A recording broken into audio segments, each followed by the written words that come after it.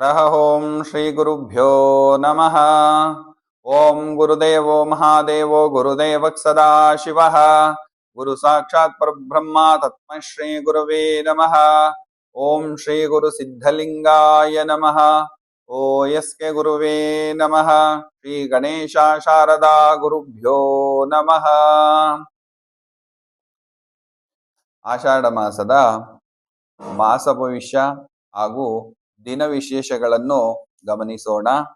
ಶ್ರೀ ಪರಾಭವನಾಮ ಸಂವತ್ಸರ ದಕ್ಷಿಣಾಯನ ಗ್ರೀಷ್ಮ ಋತು ಆಷಾಢ ಮಾಸ ಶುಕ್ಲ ಪಕ್ಷದಿಂದ ಆಷಾಢ ಮಾಸ ಅಮಾವಾಸ್ಯೆಯವರೆಗೆ. ಆಷಾಢ ಮಾಸದಲ್ಲಿ ಗ್ರಹಗಳ ಬದಲಾವಣೆ ಹಾಗೂ ಆಷಾಢ ಮಾಸದ ದಿನ ವಿಶೇಷಗಳನ್ನು ತಿಳಿಯೋಣ. ಜುಲೈ 16ನೇ ತಾರೀಕು ಗುರುವಾರ ಸೂರ್ಯಗ್ರಹ ಮಿಥುನ ರಾಶಿಯಿಂದ ಕರ್ಕಾಟಕ ರಾಶಿಗೆ ರಾಶಿ ಪ್ರವೇಶ. ರಾತ್ರಿ 11:39ಕ್ಕೆ ಕರ್ಕಾಟಕ ಸಂಕ್ರಮಣ ಪ್ರಾರಂಭ. ಜುಲೈ 17 ಶುಕ್ರವಾರ ಆಷಾಢ ಮಾಸ ಮೊದಲ ಆಡಿ ಶುಕ್ರವಾರ, ಲಕ್ಷ್ಮೀ ಪೂಜೆ. ಜುಲೈ 24 ಎರಡನೇ ಶುಕ್ರವಾರ ಆಡಿ ಶುಕ್ರವಾರ, ಲಕ್ಷ್ಮೀ ಪೂಜೆ. ಜುಲೈ 25ನೇ ತಾರೀಕು ಶನಿವಾರ ಸರ್ವತ್ರ ಏಕಾದಶಿ, ಬೆಳಗ್ಗೆ 11:34ಕ್ಕೆ ಮುಕ್ತಾಯ. 26 ಜುಲೈ ಭಾನುವಾರ ಪ್ರದೋಷ ಪೂಜೆ. 29 ಜುಲೈ ಬುಧವಾರ ಗುರು ಹುಣ್ಣಿಮೆ, ವ್ಯಾಸ ಪೂಜೆ.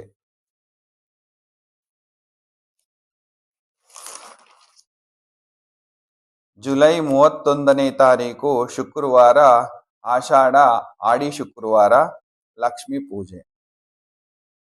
ಆಗಸ್ಟ್ 2ನೇ ತಾರೀಕು ಭಾನುವಾರ ಸಂಕಷ್ಟಹರ ಚತುರ್ಥಿ. ಚಂದ್ರೋದಯ ರಾತ್ರಿ 9:22ಕ್ಕೆ. ಆಗಸ್ಟ್ 8ನೇ ತಾರೀಕು ಮಂಗಳವಾರ ಶ್ರೀ ಚಾಮುಂಡೇಶ್ವರಿ ತಾಯಿಯ ಜನ್ಮೋತ್ಸವ.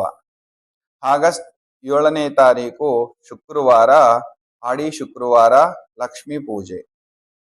ಆಗಸ್ಟ್ 9ನೇ ತಾರೀಕು ಭಾನುವಾರ ಸರ್ವತ್ರ ಏಕಾದಶಿ. ಆಗಸ್ಟ್ 10ನೇ ತಾರೀಕು ಸೋಮವಾರ ಸೋಮ ಪ್ರದೋಷ. 11ನೇ ತಾರೀಕು ಆಗಸ್ಟ್ ಮಂಗಳವಾರ ಮಾಸ ಶಿವರಾತ್ರಿ. ಆಗಸ್ಟ್ 12ನೇ ತಾರೀಕು ಬುಧವಾರ ಆಷಾಢ ಅಮಾವಾಸ್ಯೆ, ರಾತ್ರಿ 11:06 ಮುಕ್ತಾಯ. ಜ್ಯೋತಿರ್ಭೀಮೇಶ್ವರ ವ್ರತ, ನಾಗರ ಅಮಾವಾಸ್ಯೆ ಅಥವಾ ಪತಿ ಸಂಜೀವಿನಿ ವ್ರತ ಎಂದು ಕರೆಯುತ್ತಾರೆ. ಈ ವ್ರತವನ್ನು ವಿವಾಹಿತ ಮಹಿಳೆಯರು ಹಾಗೂ ಅವಿವಾಹಿತ ಕನ್ಯೆಯರು ಈ ವ್ರತವನ್ನು ಮಾಡಬಹುದು. ಇನ್ನ ಗ್ರಹಗಳ ಬದಲಾವಣೆಯ ಬಗ್ಗೆ ನೋಡೋಣ. ಜುಲೈ 16ನೇ ತಾರೀಕು ಸೂರ್ಯಗ್ರಹ ಮಿಥುನ ರಾಶಿಯಿಂದ ಕರ್ಕಾಟಕ ರಾಶಿಗೆ ರಾಶಿ ಪ್ರವೇಶ. ಮಿಥುನ ರಾಶಿಯಲ್ಲಿ ಬುಧಗ್ರಹ ವಕ್ರತ್ಯಾಗ ರುಜು ಸಂಚಾರ ಜುಲೈ 24ನೇ ತಾರೀಕು ರಾತ್ರಿ 4:53ರಿಂದ. ಮೀನರಾಶಿಯಲ್ಲಿ ಶನೈಶ್ಚರ ಸ್ವಾಮಿ ಸಂಚಾರ ಹಾಗೂ ಜುಲೈ 27ನೇ ತಾರೀಕು ಬೆಳಿಗ್ಗೆ 7:56ರಿಂದ ವಕ್ರಿ ಶನಿ ಅಂದ್ರೆ ವಕ್ರಿ ಶನಿಶ್ಚರ, ವಕ್ರಿಯಾಗಿ ಶನಿಶ್ಚರ ಸಂಚಾರ ಪ್ರಾರಂಭ ಮಾಡುತ್ತಾರೆ. ಆಗಸ್ಟ್ 1ನೇ ತಾರೀಕು ಶುಕ್ರವಾರ ಸಿಂಹರಾಶಿಯಿಂದ ಕನ್ಯಾ ರಾಶಿಗೆ ರಾಶಿ ಬದಲಾವಣೆ ಬೆಳಗ್ಗೆ 9:28ಕ್ಕೆ. ಆಗಸ್ಟ್ 2ನೇ ತಾರೀಕು ಕುಜಗ್ರಹ ಋಷಭ ರಾಶಿಯಿಂದ ಮಿಥುನ ರಾಶಿಗೆ ರಾಶಿ ಬದಲಾವಣೆ ರಾತ್ರಿ 10:51ಕ್ಕೆ. 5ನೇ ತಾರೀಕು ಆಗಸ್ಟ್ ರಾತ್ರಿ 7:54ಕ್ಕೆ ಬುಧಗ್ರಹ ಮಿಥುನ ರಾಶಿಯಿಂದ ಕರ್ಕಾಟಕ ರಾಶಿಗೆ ರಾಶಿ ಬದಲಾವಣೆ. ಇವಿಷ್ಟು ಆಷಾಢ ಮಾಸದಲ್ಲಿ ಗ್ರಹಗಳ ಬದಲಾವಣೆ. ಸಿಂಹರಾಶಿಯವರಿಗೆ ಲಗ್ನದಲ್ಲೇ ಶುಕ್ರಗ್ರಹ ಹಾಗೂ ಕೇತುಗ್ರಹರ ಸಂಚಾರ. ಕೇತುಗ್ರಹ ಮಾಯಾವಿ ಗ್ರಹ ಅಂತಾನು ಹೇಳ್ತೀವಿ. ಲಗ್ನದಲ್ಲೇ ಕೇತು ಇದ್ದಾಗ ಮನೆ ವಾತಾವರಣಕ್ಕೆ ಸಂಬಂಧಪಟ್ಟಂತೆ, ಯಾವುದೇ ಕೆಲಸ ಕಾರ್ಯಗಳಿಗೆ ಸಂಬಂಧಪಟ್ಟಂತೆ ಅತಿಯಾದ ವಿಘ್ನಗಳನ್ನ ಉಂಟು ಮಾಡ್ತಕ್ಕಂಥ ಗ್ರಹ ಕೇತುಗ್ರಹ.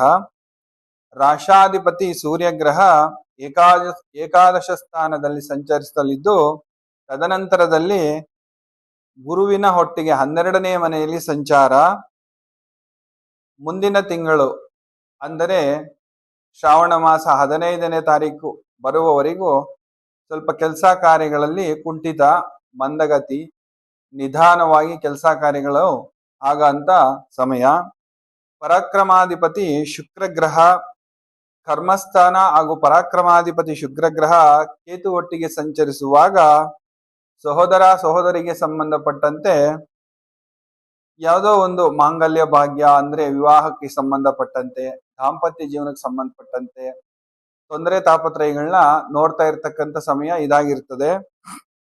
ಕುಟುಂಬ ಧನಸ್ಥಾನಾಧಿಪತಿ ಬುಧ ಗ್ರಹ ವಕ್ರಿ. ಈ ಸಮಯದಲ್ಲಿ ಹಣಕಾಸನ್ನ ಯಾರಿಗಾದರೂ ಕೊಟ್ಟು ಮೋಸ ಹೋಗುವಂತ ಸಮಯ ಇದಾಗಿರ್ತದೆ. ಕುಟುಂಬ ಧನಸ್ಥಾನಾಧಿಪತಿ ನಿಮಗೆ 11ನೇ ಮನೆಯಲ್ಲಿ ವಕ್ರಿ ಆಗಿರೋದರಿಂದ ಅಂದರೆ ಮಾತುಗಳಿಗೆ ಸಂಬಂಧಪಟ್ಟಂತೆ ಅತಿ ಜಾಗೃತರಾಗಿ ಮಾತಾಡಿದರೆ ತುಂಬಾನೇ ಒಳ್ಳೆಯದು. ಸುಖಾಧಿಪತಿ ಕುಜಗ್ರಹ, ಅಂದರೆ ಕುಜಗ್ರಹ ಒಬ್ಬರೇ ನಿಮಗೆ ಸದ್ಯದ ಪರಿಸ್ಥಿತಿಲಿ ನಿಮ್ಮ ರಾಶಿಗೆ ಸಂಬಂಧಪಟ್ಟಂತೆ ಅನುಕೂಲಕರವಾಗಿ ಶುಭ ಫಲಗಳನ್ನ ಕೊಡ್ತಾ ಇರತಕ್ಕಂಥ ಗ್ರಹ. 10 ಹಾಗೂ 11ನೇ ಮನೆಯಲ್ಲಿ ಸಂಚಾರ ಕುಜಗ್ರಹದಿಂದ ಅತಿ ಹೆಚ್ಚಿನ ಶುಭ ಫಲ ಈ ಸಮಯದಲ್ಲಿ ನೋಡಬಹುದು.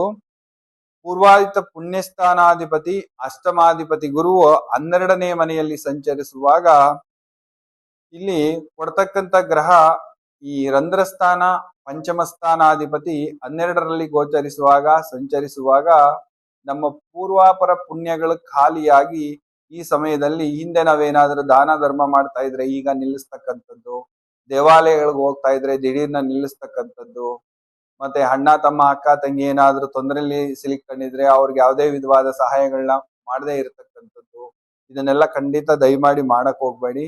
ಏನಾದ್ರೂ ಈ ಸಮಯದಲ್ಲೂ ಅಷ್ಟೇ ದೇವಾಲಯಗಳು ಒಳ್ಳೆಯದು, ದಾನ ಧರ್ಮ ಇಂಥದ್ನೆಲ್ಲ ಕಡ್ಡಾಯವಾಗಿ ಮಾಡಿ. ಈ ಸಮಯದಲ್ಲಿ ನಿಮ್ಗೆ ಪುಣ್ಯ ಖಾಲಿ ಆಗಿರುವಂತ ಸಮಯ. 12ರಲ್ಲಿ ಗುರು ಇರಬೇಕಾದಾಗ ನಿಮ್ಮ ಪೂರ್ವಾಪರ ಪುಣ್ಯ ಖಾಲಿ ಆಗಿದೆ ಅಂತಾನೆ ಹೇಳುವಂಥದ್ದು. ಷಷ್ಠ ಸಪ್ತಮಾಧಿಪತಿ ಇಲ್ಲಿ ಏನಾಗುತ್ತೆ ಅಂತಂದ್ರೆ 6, 7ರ ಅಧಿಪತಿ ರಿಪುರೋಗಾಧಿಪತಿ ಸಪ್ತಮ ಕಳತ್ರ ಸ್ಥಾನ, ಅಂದ್ರೆ ನಿಮ್ಮ ಯಜಮಾನ ಅಥವಾ ಯಜಮಾನಿಯ ಅಧಿಪತಿ 8ನೇ ಮನೆಯಲ್ಲಿ ಸಂಚರಿಸುವಾಗ ಶನಿಗ್ರಹದ ದೋಷ ಅತಿ ಹೆಚ್ಚಾಗಿ ಈ ಸಮಯದಲ್ಲಿ ಅಷ್ಟಮ ಶನಿ ಅಂತಂದೇಳನು ಕರಿತೀವಿ. ಅಷ್ಟಮ ಶನಿಗೆ ಕಡ್ಡಾಯವಾಗಿ ಶಾಂತಿ ಮಾಡ್ಕೊಳ್ಳಿ. ಲಗ್ನಾಧಿಪತಿ 12ರಲ್ಲಿ ಸಂಚರಿಸುವಾಗ ಇನ್ಕಮ್ ಟ್ಯಾಕ್ಸ್ ಸಂಬಂಧಪಟ್ಟಂಗೆ, ಲೆಕ್ಕಪತ್ರಗಳಿಗೆ ಸಂಬಂಧಪಟ್ಟಂಗೆ, ಹಣಕಾಸು ವಿಷಯಕ್ಕೆ ಸಂಬಂಧಪಟ್ಟಂಗೆ ಅತಿ ಹೆಚ್ಚಿನ ಜಾಗ್ರತೆ ಕಡ್ಡಾಯವಾಗಿ ವಹಿಸಬೇಕು. ರಾಹು ಗ್ರಹ ಸಪ್ತಮದಲ್ಲಿ ಸಂಚರಿಸುವಾಗ ಅತಿ ಹೆಚ್ಚಿನದಾಗಿ ನಿನ್ನೆ ಬಗ್ಗೆ ಮೊನ್ನೆ ಬಗ್ಗೆ ಇದನ್ನೇ ಚಿಂತೆ ಮಾಡ್ತಾ ಇದ್ದೀರಾ. ನಿನ್ನೆ ಈ ತರ ಮಾಡ್ಬೇಕಾಯ್ತು, ನಾನು ಮೊನ್ನೆ ಈ ತರ ಮಾಡ್ಬೇಕಾಯ್ತು, ಇವತ್ತು ಯಾರೋ ನಮ್ಮ ಸರ್ ಅಂದ್ರೆ ಒಂದು ಉದ್ಯೋಗ ಸ್ಥಳದಲ್ಲಿ ನಮ್ ಸೂಪರ್ವೈಸರ್ ಆಗ್ಬೋದು, ಅಥವಾ ಒಂದು ಮನೇಲಿ ಆಗ್ಬೋದು, ಯಜಮಾನನ ಜೊತೆ ಆಗ್ಬೋದು, ಅಣ್ಣ ತಂಗಿ ಅಕ್ಕ ತಮ್ಮನ ಜೊತೆ ಆಗ್ಬೋದು, ನಿನ್ನೆ ಈ ತರ ನಾನು ಗಲಾಟೆ ಮಾಡ್ಬಾರ್ದಾಯ್ತು, ಈ ತರ ಜಗಳ ಮಾಡ್ಕೋಬಾರ್ದಾಗಿತ್ತು, ನಾನು ಇನ್ನೂ ಸ್ವಲ್ಪ ಚೆನ್ನಾಗಿ ತಗ್ಗಿ ಬಗ್ಗಿ ನಡಿಬೇಕಾಗಿತ್ತು, ನಾನು ಒಳ್ಳೇದನ್ನೇ ಹೇಳ್ಬೇಕಾಗಿತ್ತು, ನಾನು ಮರ್ತ್ ಬಂದ್ಬಿಟ್ಟೆ, ನಾನು ಇನ್ನೂ ಚೆನ್ನಾಗಿ ಕೆಲಸ ಕಾರ್ಯಗಳನ್ನ ಮುಂದುವರಿಸ್ಬೋದಾಯ್ತು, ಅರ್ಧಕ್ಕೆ ಕೈ ಬಿಟ್ಟೆ. ಈ ತರದ್ದೆಲ್ಲ ನೆನಪು ಬರುವಂತ ಹಾಗೆ ರಾಹು ಗ್ರಹ ನಿಮ್ಗೆ ಎಚ್ಚರಿಸ್ತಾ ಇರ್ತಾನೆ. ಹಳೇದನ್ನ ಬಿಟ್ಟು ಹೊಸದ್ರ ಬಗ್ಗೆ ನಾವು ಈಗ ಅಂದ್ರೆ ಮಿಂಚಿ ಹೋದ ಸಮಯಕ್ಕೆ ಚಿಂತಿಸಿ ಫಲವಿಲ್ಲ ಅಂತಂದೇಳಿ ಹೇಳ್ತೀವಿ. ಸಪ್ತಮ ಸ್ಥಾನದಲ್ಲಿ ರಾಹು ಇದ್ದಾಗ ಅತಿಯಾದ ಚಿಂತೆಗಳನ್ನ ಕೊಡ್ತಾ ಇರ್ತಾನೆ. ದುರ್ಗಾದೇವಿನ ಆರಾಧನೆ ಮಾಡ್ತಾ, ಸುಬ್ರಹ್ಮಣ್ಯನ ಮನಸ್ಸಿನಲ್ಲಿ ಧ್ಯಾನ ಮಾಡ್ತಾ ಮುಂದುವರೆದ್ರೆ ಇನ್ನು ಅತಿ ಹೆಚ್ಚಿನ ಶುಭ ಫಲ ನೋಡಬಹುದು. ಅಷ್ಟಮ ಶನಿ ಇರೋದ್ರಿಂದ, ಅಷ್ಟಮ ಶನಿ ಗೋಚಾರದಲ್ಲಿ ನಿಮ್ಗೆ ನಡೀತಾ ಇರೋದ್ರಿಂದ ಬರೋ ವರ್ಷ ಮೇ ಜೂನ್ ವರೆಗೂ ಹಣಕಾಸು ವಿಷಯಕ್ಕೆ ಸಂಬಂಧಪಟ್ಟಂಗೆ ಅತಿಯಾಗಿ ₹1 ನಮಗ್ ಬರ್ಬೇಕು ಅಂತಂದ್ರೆ ಅಷ್ಟೇ ನಾವು ಪಡ್ಕೋಬೇಕು. ಅದನ್ನ ₹10 ಆಗಿ ನಾವೇನಾದ್ರೂ ಪಡ್ಕೊಳಕ್ ಹೋದ್ರೆ ದಂಡಾಧಿಕಾರಿ ಅಂದ್ರೆ ಕರ್ಮಕಾರಕ ಶನಿದೇವರು ಅಷ್ಟಮ ಸ್ಥಾನದಲ್ಲಿ ನೇರವಾಗಿ ದಂಡನೆಯನ್ನ ಕೊಟ್ಬಿಡ್ತಾರೆ. ಭಗವಂತ ಶನಿದೇವರು ಕೊಟ್ಟಂತ ದಂಡನೆಗಳನ್ನ ನಾವು ಕಾದಂಚಲ್ಲಿ ನೀರು ಕುಡಿಸ್ತಾನೆ ಅಂತಂದೇಳಿ ಕರಿತೀವಿ. ಅಷ್ಟಮ ಶನಿ ಅಷ್ಟೊಂದು ಒಳ್ಳೇದ್ ಮಾಡಲ್ಲ. ಯಾಕಂದ್ರೆ ಸಿಂಹರಾಶಿಯವರಿಗೆ ಶನಿಗ್ರಹ ಬಂದು ಶತ್ರುಗ್ರಹ ಆಗ್ತಾರೆ. ಆ ಶತ್ರು ಸ್ಥಾನಾಧಿಪತಿನೂ 12ನೇ ಮನೇಲಿ ಗುರು ಇರೋದ್ರಿಂದ ಗುರುವಿನಿಂದಲೂ ನಿಮ್ಗೆ ಯಾವುದೇ ವಿಧವಾದ ದೈವ ಬಲ ಇಲ್ಲ. ಧರ್ಮಪತ್ನಿಯ ಜೊತೆ ಯಜಮಾನನ ಜೊತೆ ದಯಮಾಡಿ ಈ ಸಮಯದಲ್ಲಿ ಜಗಳ ಗಲಾಟೆ ಅಂತಂದೇಳಿ ಮಾಡ್ಕೊಳಕ್ ಹೋಗ್ಬೇಡಿ. ಆದಷ್ಟು ಯಾರಾದ್ರೂ ಒಬ್ರು ಸೋತು ಮುಂದುವರೆದ್ರೆ ತುಂಬಾನೇ ಒಳ್ಳೇದು. ಭಾಗ್ಯಾಧಿಪತಿ 10 ಹಾಗೂ 11ನೇ ಮನೆಯಲ್ಲಿ ಸಂಚರಿಸುವಾಗ ಇಲ್ಲಿ ಸಿಂಹರಾಶಿಯವರಿಗೆ ಕುಜಗ್ರಹ ಒಬ್ಬನೇ, ಅಂದ್ರೆ ತನ್ನ ದೇಹಕ್ಕೆ ಬಲ ಕೊಡ್ತಕ್ಕಂಥ ಗ್ರಹ, ತನ್ನ ರಾಶಿಗೆ ಬಲ ಕೊಡ್ತಕ್ಕಂಥ ಗ್ರಹ ಮಂಗಳ ಗ್ರಹ, ಕುಜಗ್ರಹ ಒಬ್ಬರೇ ಆಗಿರೋದ್ರಿಂದ ಕುಜನಿಂದ ಶುಭಫಲ ವೀಕ್ಷಿಸಬಹುದು. ಲಾಭದಲ್ಲಿ ಬುಧಗ್ರಹ ವಕ್ರಿ ಆಗಿರೋದ್ರಿಂದ ವಾಕ್ಸಿದ್ಧಿ, ವಾಕ್ಚಾತುರ್ಯ, ಸುಮಧುರವಾದ ಮಾತುಗಳನ್ನ ಕಡ್ಡಾಯವಾಗಿ ಮಾತಾಡಿ ಯಾರ ಜೊತೆನೂ ಜಗಳ ಗಲಾಟೆ ಅಂತಂದೇಳಿ ಮಾಡ್ಕೊಳಕ್ ಹೋಗ್ಬೇಡಿ. ಒಂದು ಮಾತು ನಾನು ಈ ಟೈಮಲ್ಲಿ ಮಾತಾಡ್ತಾ ಇದ್ದೀನಿ ಅಂತಂದ್ರೆ ತುಂಬಾ ಎಚ್ಚರಿಕೆಯಿಂದ ಮಾತಾಡಿದ್ರೆ ಒಳ್ಳೇದು. 12ರಲ್ಲಿ 15ನೇ ತಾರೀಕು ನಂತರ ಸೂರ್ಯ 12ನೇ ಮನೆಯಲ್ಲಿ ಸಂಚಾರ, ದ್ವಿಗ್ರಹ ಯೋಗ ಅಂತ ಕರಿತೀವಿ. ಸೂರ್ಯ ಮತ್ತು ಗುರುಗ್ರಹ 12ರಲ್ಲಿ ಗೋಚಾರ ಆಗ್ಬೇಕಾದಾಗ ಏನ್ ಹೇಳುತ್ತಪ್ಪ ಅಂತಂದ್ರೆ, ಸ್ವಲ್ಪ ಗುರು ಹಿರಿಯರನ್ನ ಗೌರವಿಸಿ, ಈ ಪ್ರತಿನಿತ್ಯ ತಪ್ಪದೆ ಸೂರ್ಯ ನಮಸ್ಕಾರ ಮಾಡಿ, ಆದಿತ್ಯ ಹೃದಯ ಅಂತ ಓದಿ, ತಾಯಿ ತಂದೆ ಒಟ್ಟಿಗೆ ಏನಾದ್ರೂ ಇದ್ರೆ ತಾಯಿ ತಂದೆ ಪಾದಕ್ಕೆ ನಮಸ್ಕಾರ ಹಾಕಿ ಪ್ರತಿನಿತ್ಯ ಸೂರ್ಯ ನಮಸ್ಕಾರ ಮಾಡಿದ್ರೆ ಸಿಂಹರಾಶಿಯವರಿಗೆ ಇನ್ನು ಅತಿ ಹೆಚ್ಚಿನ ಶುಭ ಫಲಗಳನ್ನು ನೋಡ್ಬೋದು.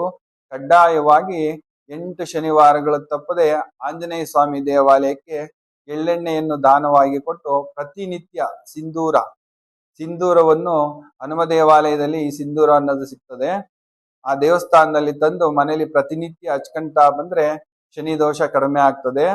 ಮಧ್ಯಾಹ್ನ ಊಟಕ್ಕಿಂತ ಮುಂಚೆ, ಮಧ್ಯಾಹ್ನ 12ರ ಸಮಯದಲ್ಲಿ ಒಂದು ಇಡೀ, ನೀವು ಊಟಕ್ಕಿಂತ ಮುಂಚೆ ನಿಮ್ ತಟ್ಟೆಗೆ ಹಾಕೊಂಡಿದ್ದೇ ಆಗ್ಬೇಕು, ಒಂದ್ ಇಡೀ ಅನ್ನನ ಆಚೆ ಎಲ್ಲಾದ್ರೂ ಕಾಗೆಗಳು ತಿನ್ನೋ ತರ ಹಾಕಿ ಬಂದು ನೀವು ಊಟ ಮಾಡಿದಲ್ಲಿ, ಇಲ್ಲಿ ಏನ್ ಹೇಳ್ತೀವಿ ನಾವು ಅಂತಂದ್ರೆ ಶನಿಗ್ರಹದ ವಾಹನ ಕಾಕರಾಜ ಅಂತ ಕರಿತೀವಿ, ಅವಕ್ಕೆ ಅನ್ನ ಕೊಟ್ಟಾಗ್ಲೂ ಶನಿ ದೋಷ ಅನ್ನೋದು ಹೋಗ್ತದೆ.